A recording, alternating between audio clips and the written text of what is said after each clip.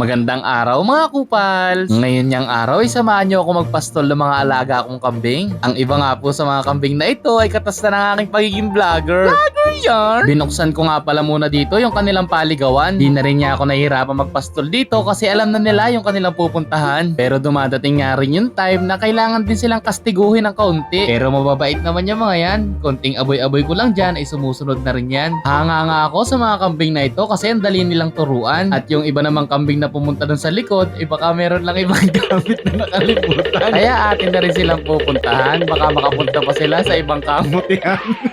Kaya itong pagkakambing, hindi naman ito mahirap. Kailangan mo lang na mahabang pasensya para meron ka pang kaldereta.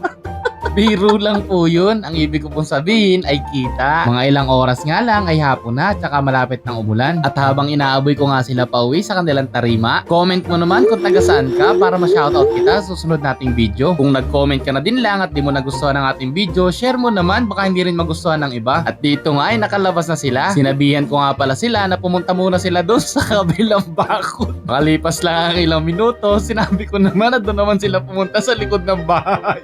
Ganito po talaga ang estilo ng pag-aalaga ko ng kambing. Hindi po nakaka-stress.